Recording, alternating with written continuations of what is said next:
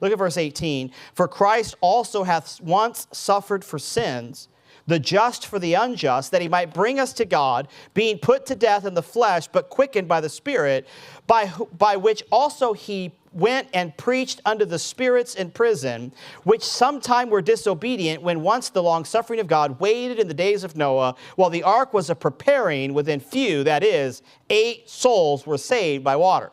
Now I find this interesting because this is the passage that people will go to prove that there was 2 parts to hell before Jesus Christ came.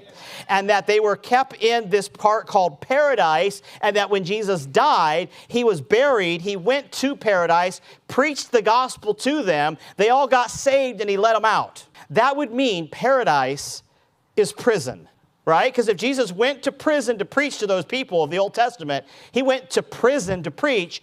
Where are they? They're in paradise. Jesus to the thief on the cross, this day thou shalt be with me in prison. Yes. Abraham, well done, thou good and faithful servant, prison. But one day I'll get you out.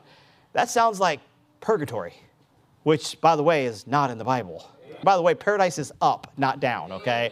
All the Old Testament saints that died and they followed God, they believed God, they died and they went to prison. That's if their doctrine's true, that if this is talking about paradise, the Bible's calling it prison here, okay? That's why every word of God is pure.